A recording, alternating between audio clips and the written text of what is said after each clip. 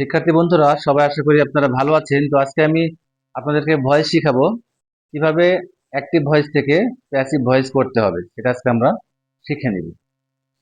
তো আমরা জানি ভয়েস দুই প্রকার হয়ে থাকে। Number one,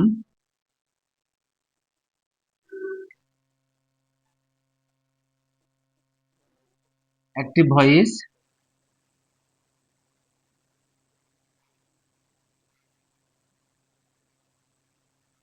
passive voice. Active voice means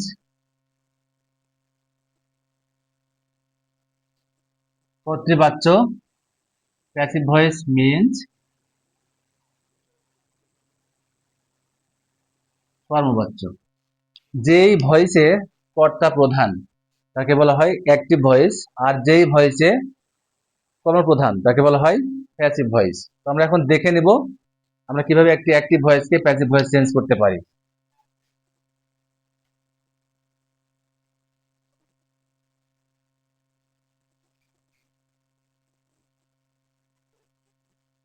I play football, এটা অ্যাক্টিভ ভয়েসে আছে, আমরা এখন একটা প্যাসিভ ভয়েস করব।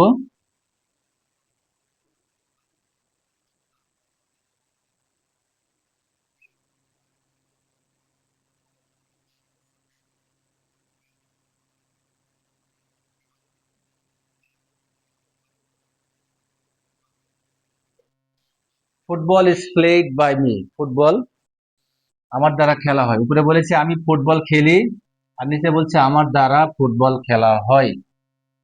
তো আমাদের অবশ্যই খেয়াল রাখতে হবে ভয়েস চেঞ্জ করার সময় যে বাক্যে অবজেক্ট আছে কিনা। যেসব বাক্যে অবজেক্ট নাই সেসব বাক্যের কোনো ভয়েস চেঞ্জ হবে না। আমরা বাঙালিরা করি কি, যে বাক্যই পাবো তার ভয়েস চেঞ্জ করা শুরু করে দিব। আসলে তা নয়। আমাদের খেয়াল রাখতে হবে যে এই বাক্যটাতে কোনো অবজেক্ট আছে কিনা। যদি অবজেক্ট থাকে তাহলে অবশ্যই ভয়েস চেঞ্জ করা যাবে, আর যদি অবজেক্ট না থাকে অবশ্যই সেই বাক্যের ভয়েস চেঞ্জ হবে না। যেমন এখানে আই, এটা হচ্ছে এই বাক্যের সাবজেক্ট, প্লে ভার্ব, ফুটবল এটা হচ্ছে অবজেক্ট। আমরা এখন কেমন করে চিনবো যে একটি বাক্যে অবজেক্ট আছে কি না, এটা আমরা কেমন করে বুঝবো?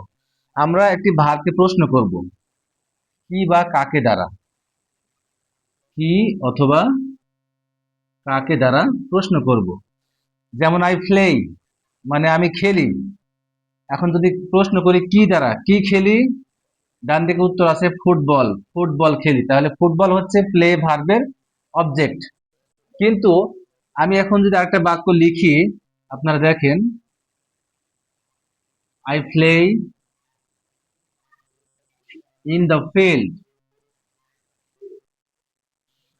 I play in the field আমি মাঠে খেলি।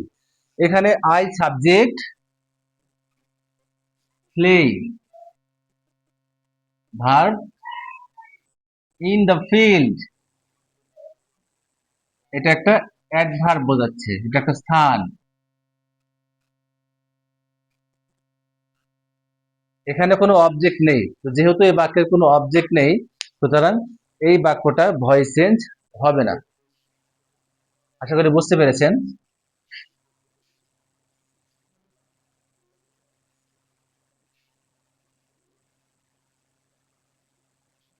আমরা এখন একটি উদাহরণের সাহায্যে দেখে নেব কিভাবে অ্যাক্টিভ ভয়েসকে প্যাসিভ ভয়েস করতে হয়। আগে একটি বাক্য লিখে নিচ্ছি।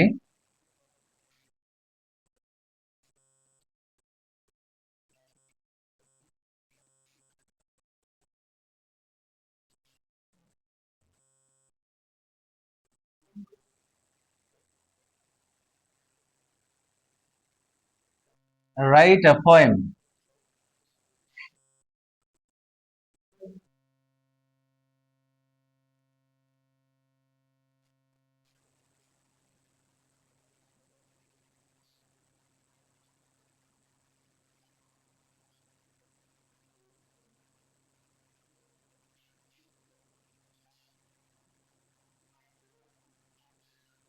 রাইট আ পোয়েম এখান থেকে হয়ে গেল a poem is written by me.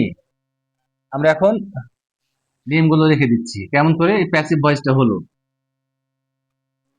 Rules, প্রথমেই অ্যাক্টিভ ভয়েসে থাকা অবজেক্টটা প্যাসিভ ভয়েসে সাবজেক্ট হয়ে যাবে।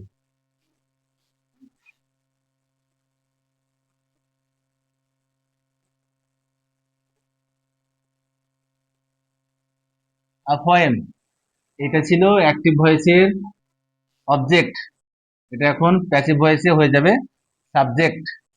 আ পোয়েম, তারপর দেখতে হবে। আচ্ছা, কই ডাস্টার কই? না না, ডাস্টার পড়ে গেছে, সমস্যা নাই। ডাস্টারটা পড়ে গেছিল ভাই, ডোন্ট মাইন্ড। কাটবেন না, এটা থেকে যাবে, সমস্যা থেকে যাবে।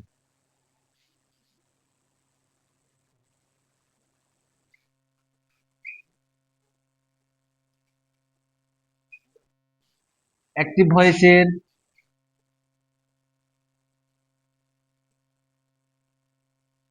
অবজেক্টকে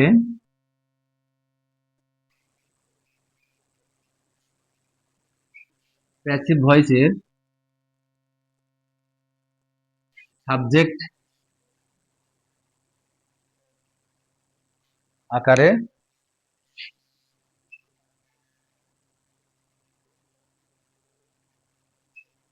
বসাতে হবে। তাহলে এই যে অ্যাক্টিভ ভয়েসে পোয়েম এটা আছে, এটা হবে প্যাসিভ ভয়েসের সাবজেক্ট। তারপর কি দেখতে পাচ্ছেন, আমরা এখানে একটা সাহায্যের ভার্ব নিয়েছি। তো এই যে অ্যাক্টিভ ভয়েসের মূল ভার্ব, এই ভার্বের টেন্স অনুযায়ী এখানে সাহায্যকারী ভার্ব নিতে হবে।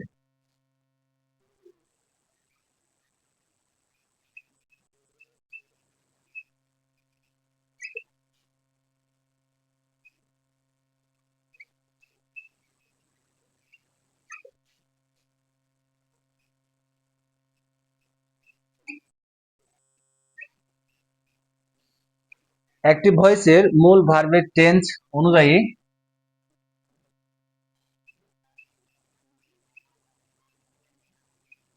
প্যাসিভ ভয়েসে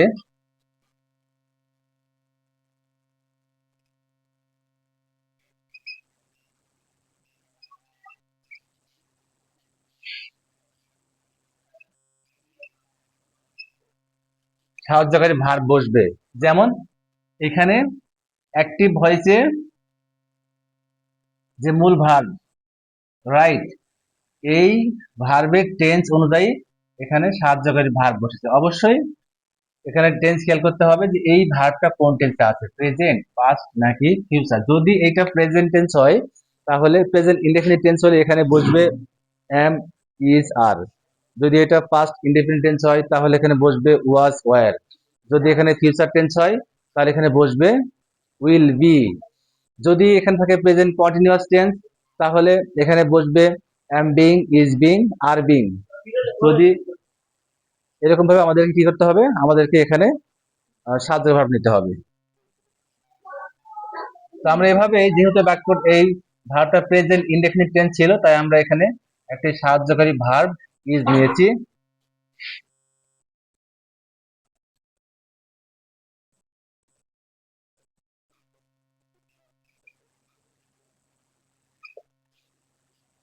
অ্যাক্টিভ ভয়েসের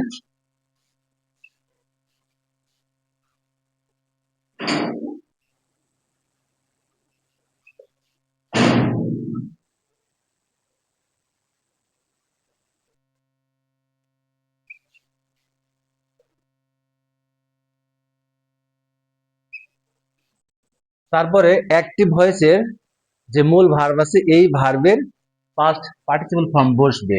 যেমন এখানে ছিল রাইট, রাইট থেকে এখানে হয়েছে রিটেন, তাহলে আ পোয়েম ইজ রিটেন।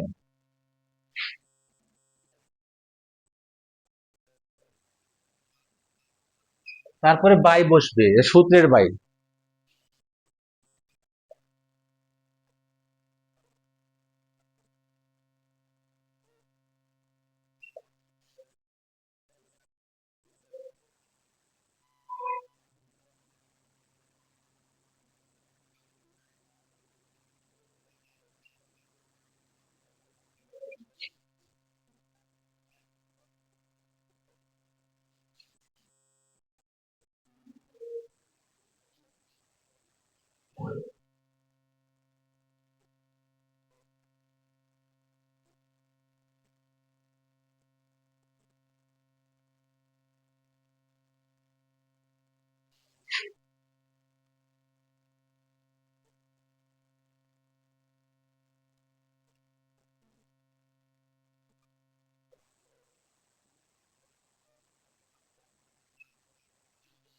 তারপরে অ্যাক্টিভ ভয়েসের সাবজেক্টকে প্যাসিভ ভয়েসের অবজেক্ট হিসাবে বসাতে হবে বা সাবজেক্টের অবজেক্ট নিতে হবে।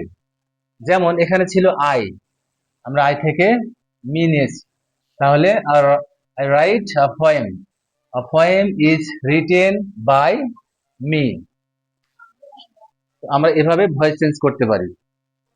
ভালো থাকবেন, আবার দেখা হবে। আল্লাহ হাফেজ।